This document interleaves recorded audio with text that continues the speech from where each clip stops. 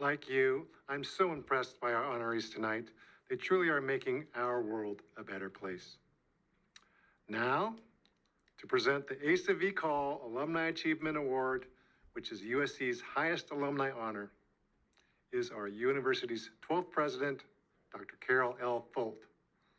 Dr. Folt is an accomplished leader, life scientist, and teacher, and holds faculty appointments in marine and environmental biology, civil and environmental engineering, and preventative medicine. We all know that Dr. Folt is known for always placing the students first and for emphasizing academic excellence and innovation amongst the university's faculty and staff. She is really setting an ambitious course for USC, especially in the areas of shared governance and sustainability.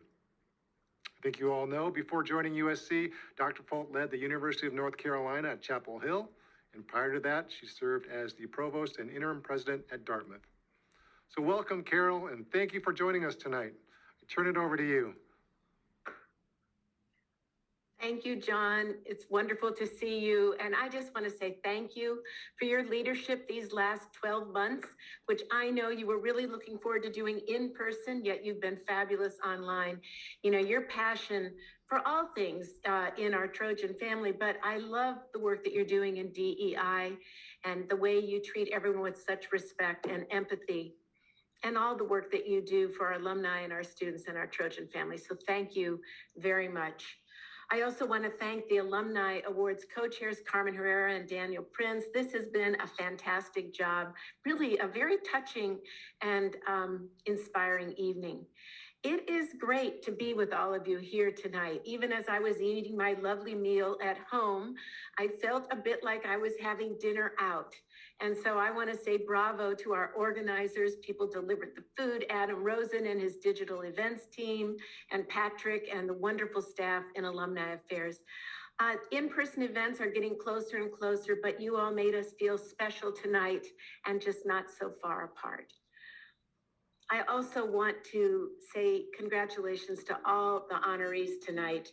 The recognition is so well-deserved, and listening to all the things that you've done and then your own heartfelt comments really showed what role models that you are for so many people, our own alums and the people that work here. You make a profound difference in the life of USC and the Trojan family, and it is just a privilege to be able to recognize you tonight. In more than a year of overcoming the challenges associated with COVID and so much more, our 442,000 alumni worldwide have been amazing, stepping up, giving back in our community and their own communities around the world, and showing everyone the true meaning of community. The Trojan family is doing so much good and truly working to make the world elsewhere, out, beyond, and right here at USC a better place. Tonight, it is my privilege to present our highest alumni honor, the Asa V Achievement Award, to David Bohnett.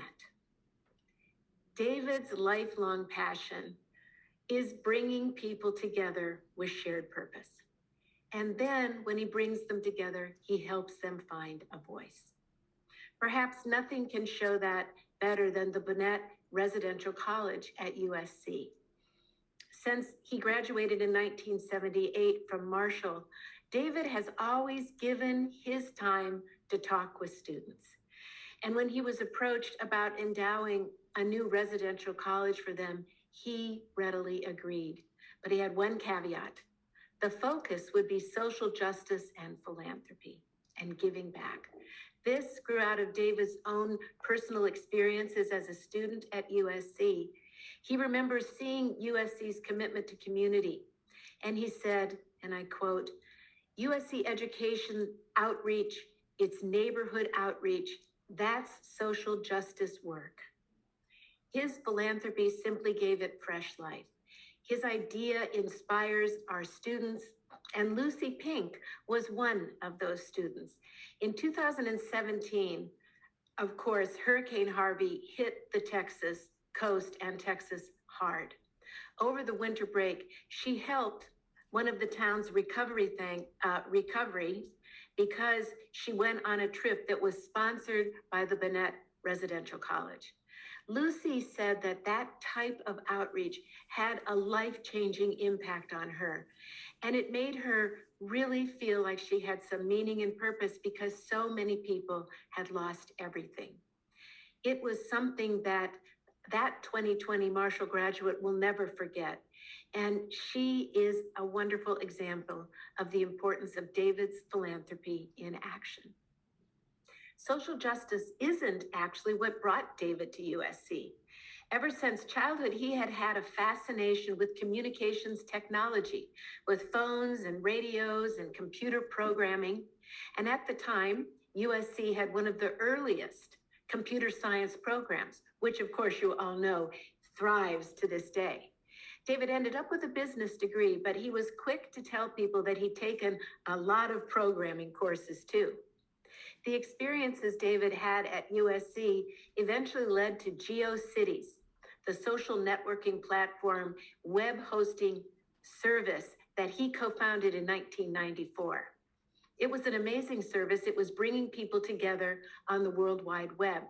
It gave users the opportunity to create and publish on the website for free. And by the way, that's another example of David being ahead of the pack. It's an early example of open sourcing. It built a community of users. It gave them a platform to create neighborhoods around topics according to content. It was actually a very innovative form of social media well before Facebook in 2004. 5 years later, Yahoo acquired GeoCities, and at the time, it was the third most visited website on the World Wide Web. And that sale is what allowed David to launch the David Bohnett Foundation. This beautiful foundation brings people together through their philanthropy, and it has taken on, I think we're not surprised to see it, some of the most pressing societal issues, among them voting rights, reducing gun violence, diversity and inclusion, and marriage equality. David supports hundreds of programs that reflect justice and fairness, especially LGBTQ-related causes. And David's love of the arts is also well known. In tribute to this, his love of the arts and contributions there, the USC Thornton School awarded David the John C. Argumento of Honor that celebrated his impact on music, his help in bringing Gustavo Dudamel to the LA Philharmonic, where he has been the music director since 2024, and his support, David's support, for our city's amazing youth orchestra of Los Angeles, which many of you know has a very important mission to share music with children who might not otherwise have access to it, and to share beauty, to share a different way of being. It can change the definition of what is possible for them. For David, when it comes to USC, it isn't art or music he puts first, though. It is our students.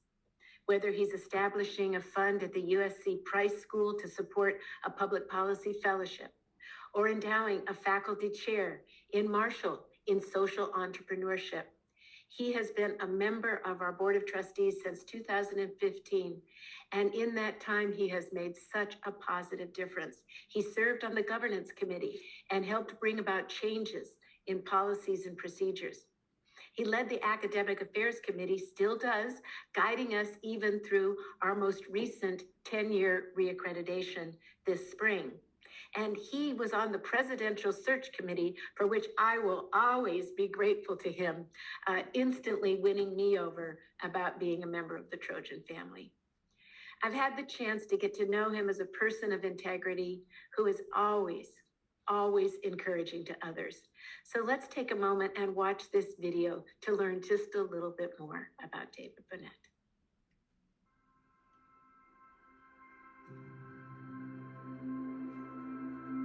Hello, dear David. I want to send my congratulations to you on this well-deserved honor from USC. You are so deserving and have contributed so much to the university in so many ways. The great breath of a human being is when they can go from being a serious intellect to being a compassionate leader, and then also having a balance and having a great sense of humor. And David has all of that and more. David's greatest attribute is empathy. I've learned more from David than even David would know. I've learned better how to balance my head and heart.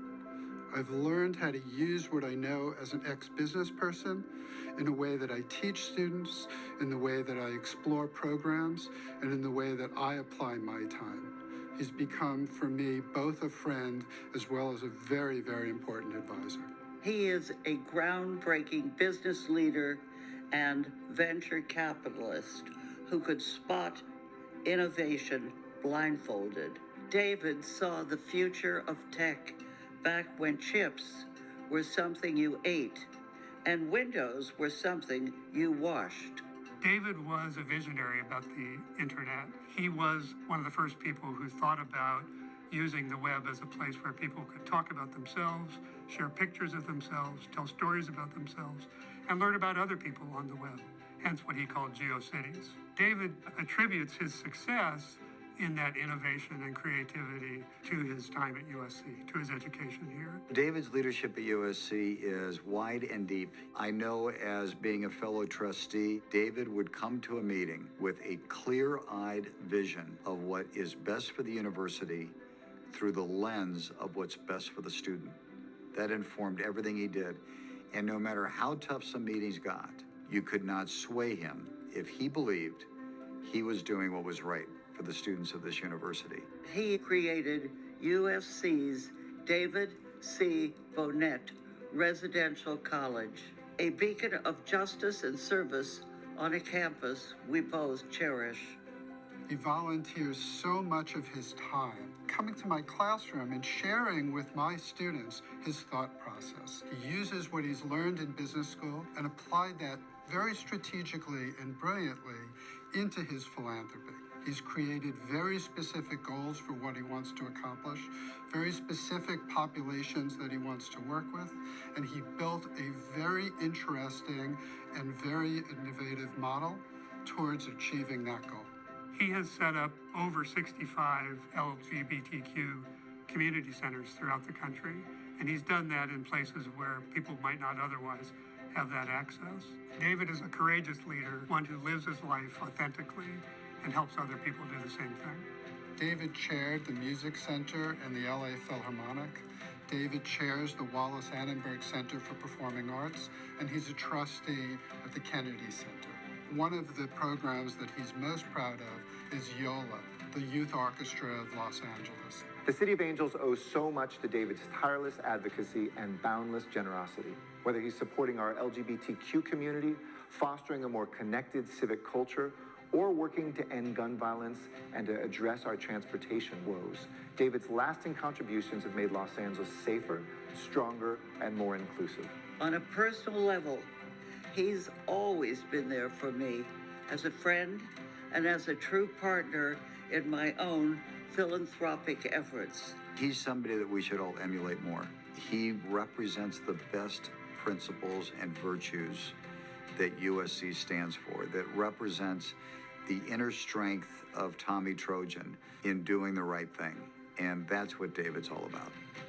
From LA to Vienna to Manhattan and Long Island, you and I have shared so many experiences together, and I've seen firsthand your generosity of spirit. You have a very big heart, my dear friend, and the world is a much better place for it.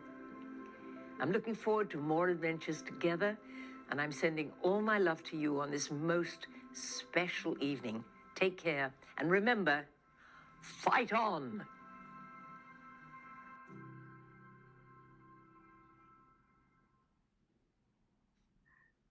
What a beautiful film.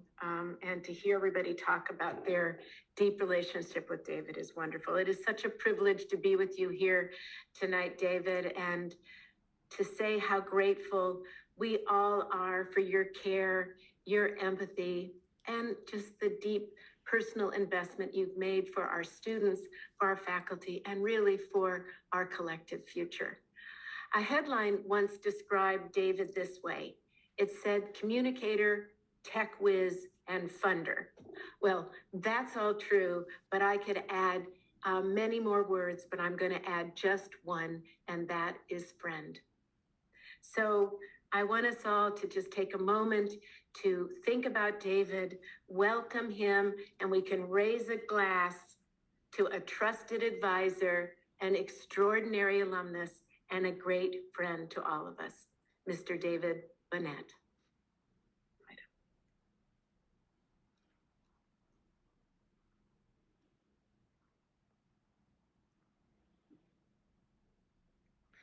Good evening, fellow Trojans. I have the honor and privilege to accept this award speaking to you live from the USC campus here at the Intellectual Commons Reading Room in Doheny Library.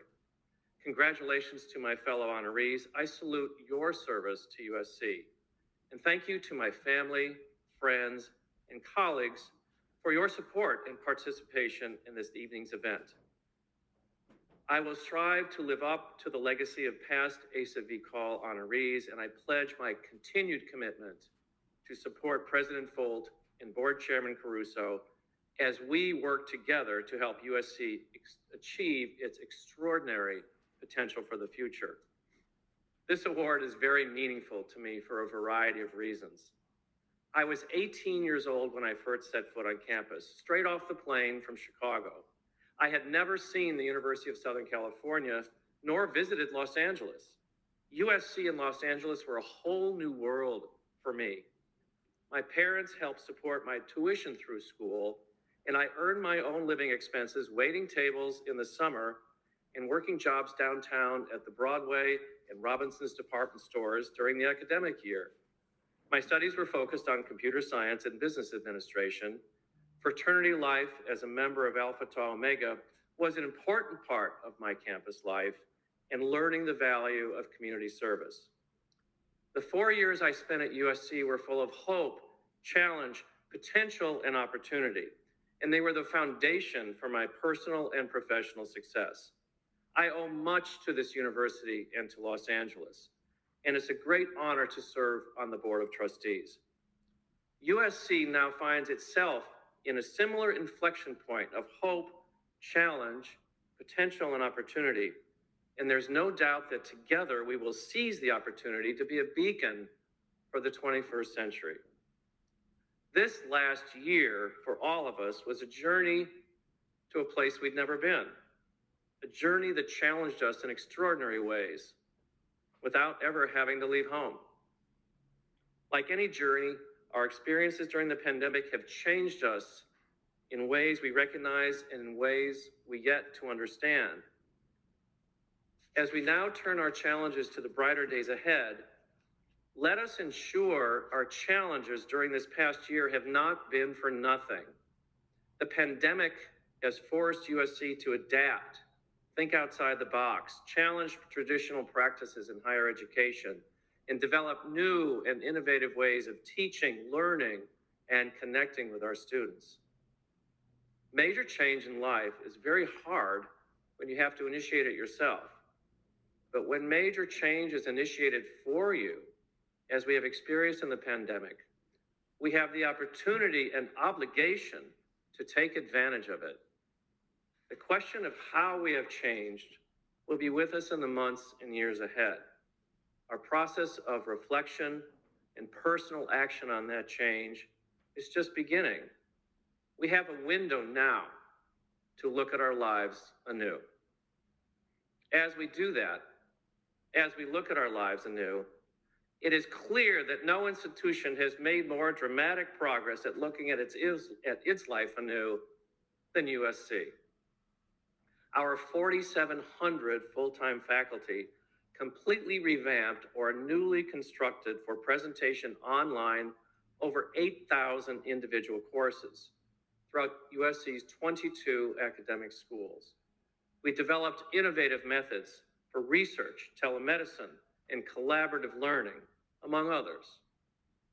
Throughout the pandemic, USC has continued to take a leading role in educating and preparing our 46,000 students to build a rewarding, sustainable, and socially responsible future global society.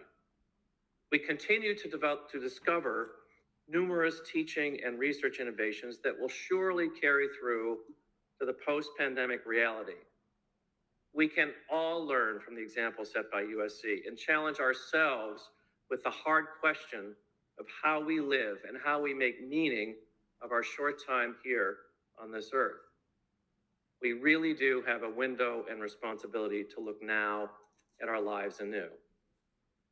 When asked what people will say 100 years from now, looking back at the pandemic, I am particularly struck by the comments by Dr. Reed Tuckson, co-founder of the Black Coalition Against COVID-19.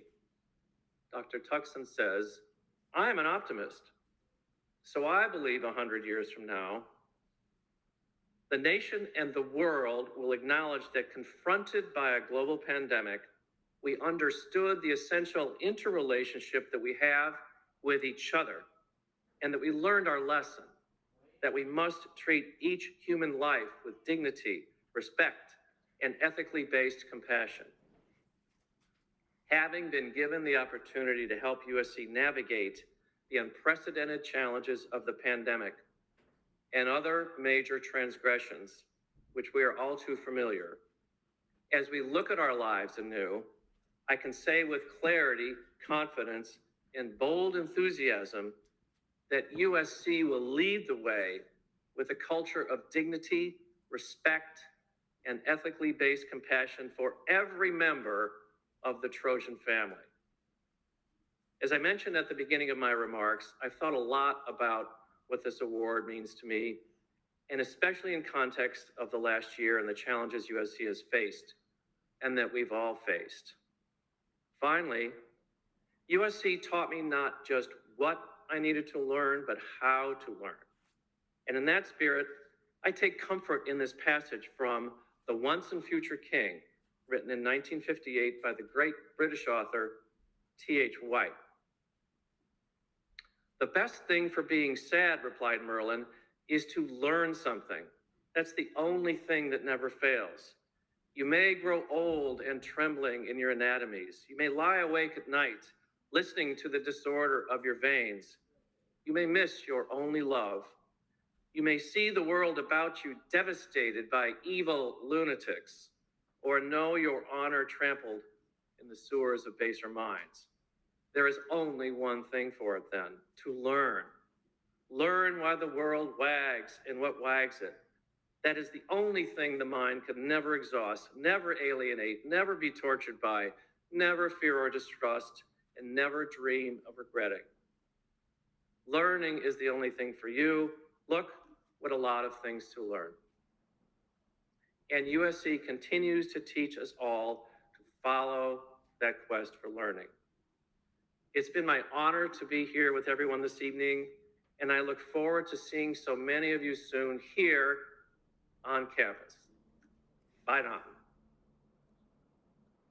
Congratulations, David, and congratulations to all of our honorees this evening. And we also want to thank our honorees for allowing us to recognize